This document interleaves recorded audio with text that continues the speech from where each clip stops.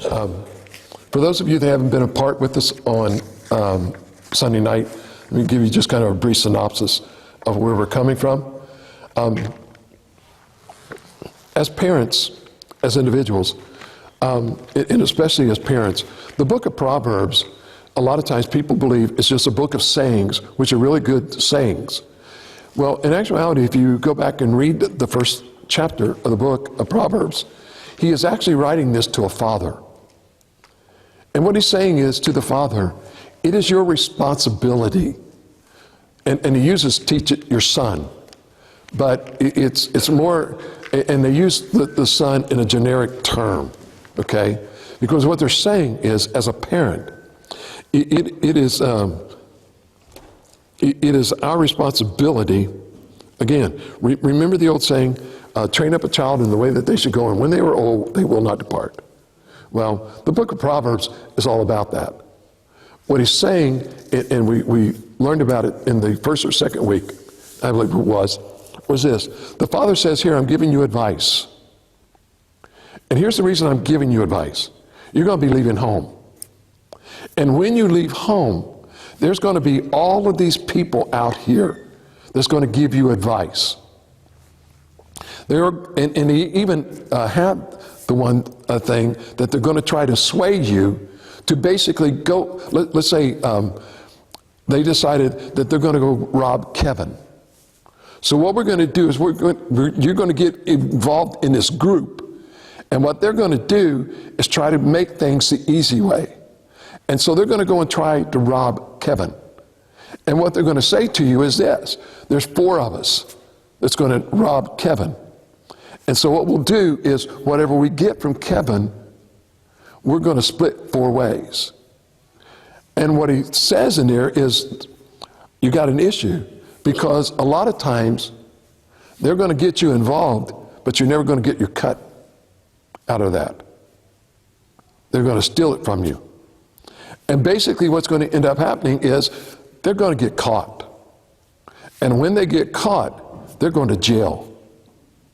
And if you're letting them sway you into doing this, you're going to jail too. And he's saying that you need to be careful, because when you get out from underneath mom and dad's household, there's going to be people out there to take advantage of you. And it's my job, the father is saying, it is my job to give you advice and to warn you that these things are going to occur. And if I don't do that, then I have failed. That's my job. And plus, you've got a mother, and that mother has taught you some things. And you need to listen to your mother. You need to be aware of what she's saying, because when you get out, you're going to have kids. And you need to train your children so that when they get out, they're not taken advantage of. And if you think about it and you look at it, for instance, Ohio is one of the worst states in the United States for human trafficking. Most of the human trafficking is young women. You see the cases of those that were locked up and were there for years. They're kidnapped off the streets and basically used. Or they're a runaway, and somebody gives them, let's say some meth, some heroin, some coke, whatever, to get them started. And then the next thing you know, they're hooked. And they're using this. And he's saying, here's the advice y'all need to stay away from and keep out of here. And so what we are going to tonight is one verse, and it's Proverbs chapter 13 and verse number 4.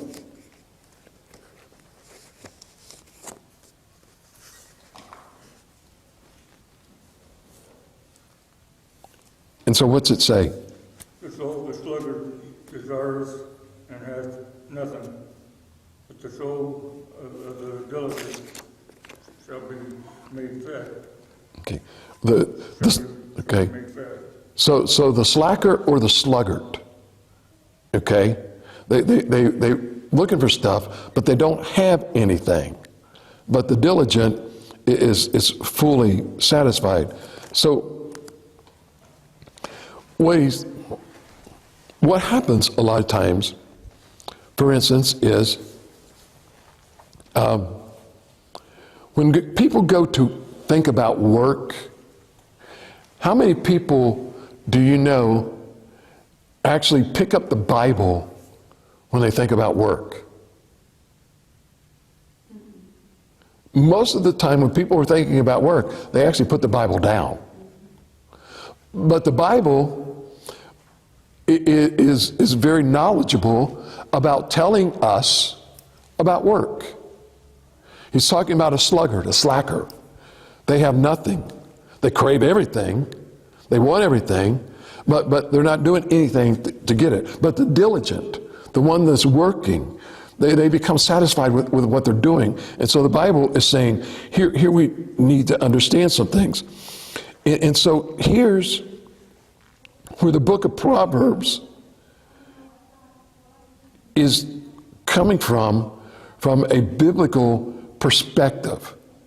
And that is this, that how many of you working or doing whatever, how many of you all really think that matters to God? Yes. I mean, you think about it. You're molding steel. And some people would look at that and they would just think of this as some iron ore, right? That's running through there, that's all heated up, and you're going to run it through this mold, and you're just going to produce something. Or you're going to put it in rolls, thin rolls and everything of metal and ship it out. And they don't really think about, does this really matter to God? You know, or you're selling something at Cabela's. You're meeting somebody at Staples. You're meeting somebody on the street. You know, some people say, well, you don't understand, Pastor, I don't work. Yeah, we all work. Yes. We all work. We may not work in an office, but we're all working. Okay? Because what's happening is what we do in our work does matter to God. Do you understand that whatever you're doing right now was part of God's plan?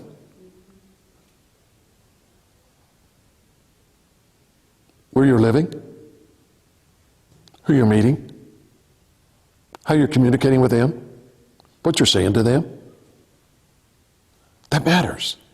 And that's our work. This is where the Proverbs is saying that someone who basically just sits there and really doesn't do anything, doesn't think about anything, they always want something, but they don't want to do anything. And he's saying, hold on, that's a slacker.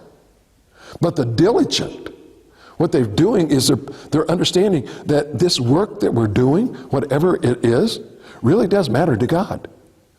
He had a plan. And he put you in that plan.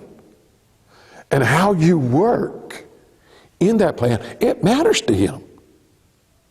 Because he's been bringing you to this point so that you can go further and not just stay in this place. And so the book of Proverbs, this just one little verse begins to unfold a whole lot of things that we need to see. Okay? And it matters how we work. I don't know about y'all, but as I worked in the business world, there was always this tendency. People would want to talk about things. For instance, the day after the Super Bowl, on a Monday, there was no productivity done because most people wanted to talk about the game. Did you see that pass? Did you see that play? Did you do this? Did you do that? You know, can you believe that? That ref or this? And so they're all discussing all of these things. Okay? And a lot of them probably would say to others, you know, I'm a Christian. Now some even will, on their job, will take and start debating religion. And they'll do that all day long. And so, understanding, my employer is not paying me to debate religion. My employer is not paying me to talk about a Super Bowl game or a baseball game. And so a lot of times when people would want to discuss something with me, I say, okay, come to lunch with me. Come to lunch with me and I'll talk. You know, now people may say every once in a while, hey, we know you pastor a church, we know you go to church. Hey, can you put this on my prayer list or on your prayer list? Absolutely, I can do that. It takes me 5 seconds. I'm not sitting there doing a lot of other things. You know, you're doing that.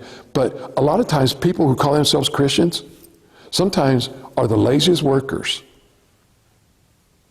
because they want to discuss everything else instead of what they're being paid to do. And so what the Bible is saying is this, that when we become a Christian and we're working, we need to be good workers. Because not good workers are slackers. And he's saying we need to become diligent in these things. Now, can you do two things at once? Yeah. There are sometimes, you know, you can be working on something and talking to somebody and having a discussion. But the problem is I'm not stopping my work and just doing the discussion. We're able to communicate and I'm building a relationship with that person. You know, constantly back and forth. And so we're introduced in verse number 4 to two different people and talking about the wisdom of work, okay? So we need to understand something, and that is this. If you go back into Genesis chapter 1 through Genesis chapter 3, okay, you'll understand that God did not create us to sit on this earth and do nothing. God created, I used to when I was growing up, we were always taught that when Adam was thrown out of the garden, his curse was to what? Work. No.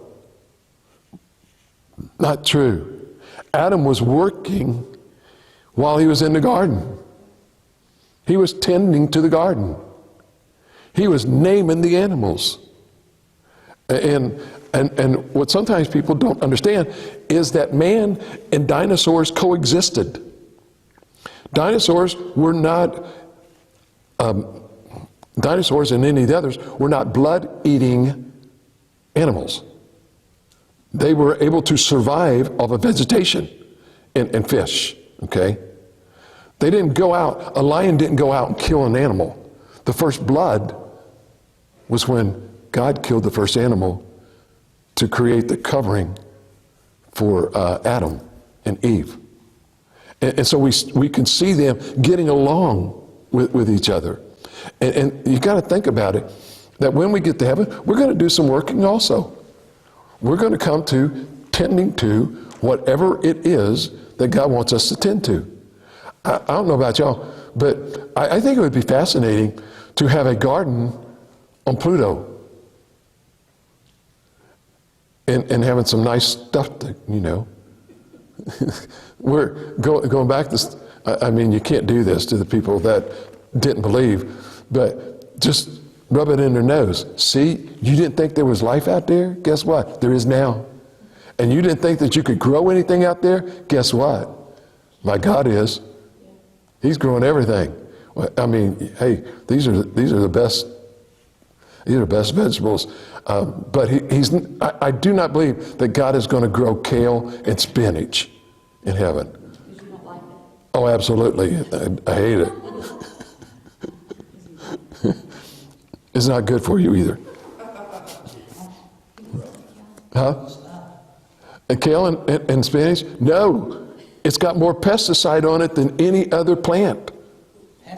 Pesticide. Who puts it on? Huh? The farmers. I don't. Well, no, because you're growing it organically. That's right. Yeah, but see, you got organic kale or organic spinach. But it's all these other ones, and the number one plant with pesticide is kale. Number 2 is spinach. Number 3 is nectarines. As they're growing in the trees, they're spraying the pesticides on it. You know what? The best one to eat for pesticide, which I can't figure out? Potatoes. Because they don't. Well, they're in the ground. They're in the ground and they don't spray pesticides on them. So I will eat my cow and my baked potatoes. Because I know a cow doesn't have pesticide. Okay? Because he's eating the grass and they ain't spraying that stuff for him. So anyway, we were created to work. We weren't created, and I have to keep watching time because I'm almost up, because we get to go eat ice cream. Huh? He may be back there during that period of time. I'm not sure. Well, he's eating too. All of the kids are eating ice cream tonight, and so it's at 6:55 is when we get to go back there to eat, and so there's all kinds of toppings and everything. It's going to be in a bowl, and I mean they have everything: Reese's Cups, Oreos, sprinkles. I have to tell you that Jim's grandma called that stuff dough. I know. What kind of dough Yeah. do you want on your ice cream? But it's good, okay? Okay, but work is one of the ways that we manifest the glory of God, okay? And what happened was, in the fall, it distorted work, because work for Adam was not a tedious job. You think about it for a minute. In the Garden of Eden, it was basically San Diego, 76 degrees all the time. No weed. No rain. God brought the dew up every morning. The dew would come up and just water all of the plants. It was like almost like a rainforest type thing without the rain. It was absolutely phenomenal. But then all of a sudden, man sinned and global warming started, because then it got hot. It began changing the seasons. And the Bible says that man's now going to have to work by the sweat of his brow. It's no longer a pleasure. It's tedious. Why? Because before there were no weeds. Now there's weeds. Oh, it'd be awesome. But there had to be weeds because they grew grass. And grass is a weed that we trim.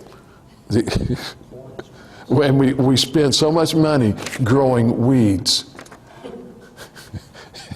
and stuff, sometimes I just don't know. And I'll finish with this, and then next week we'll do this. And that is this, that if we look at our jobs, whatever it is that we're doing, if we look at this as a calling on our life from God, it makes us rethink how we feel about that. You know, I didn't necessarily always like the people that I worked with, but I knew this is what God had called me to do, you know. And so there were times it was difficult to work with some of these people, but I made friends with a lot of them. There's one girl that I met, back in 1981. So that's what, 38 years ago now? Facebook every day, talking back and forth. You know, hey, can you pray for my kids? They're now 16, 17. They're learning to drive. Hey, can you help me? You know, how do I deal with this and stuff? And it's really neat when you begin to look and you see, okay? So, Pastor Chuck from Calvary Baptist Church. First of all, I'd like to say thank you very much for taking the time out to either listen to our sermon or to watch it on video. We are grateful that you've actually taken the time, and hope and pray that it has been a blessing to you as it was to us as we delivered it to our congregation. We ask if you have any questions whatsoever that you email us at pastorchuck@calvarybaptistmiddletown.org, or you could come in and give us a phone call, if you would please, at area code 513-423-7251. I'd like to take this opportunity to also invite you to come to our church and visit us if you would please. We actually have small groups on Sunday morning starting at 9:30 with our morning worship. Prior to our morning small groups, we also provide donuts with coffee, milk, orange juice, a time for fellowship, get to know each other, have a good time before we actually break out into our small groups for Sunday. Our worship services are uplifting, they're fast moving, and everything in our service is just a fast pace. But we do take time every once in a while to slow down as we feel the Holy Spirit moving, and we never want to hinder it in any way.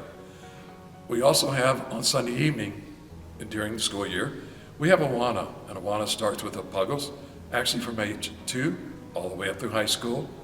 And during that period of time, we also have a worship service. Both of these start at 6 o'clock and end at 7:30. Our Wednesday night, we have a Bible study, which starts at 7. We generally finish about 8:15. We would love for you to come and visit with us. Don't have to dress up. Just come as you are, because to us, it doesn't matter. You're a child of God, a creation of His, and so to us, you're important to everything that we do. Our motto here is building the kingdom one life at a time, and we hope that we have a chance to visit with you, get to know you as you get to know us. So thank you, and may God bless you.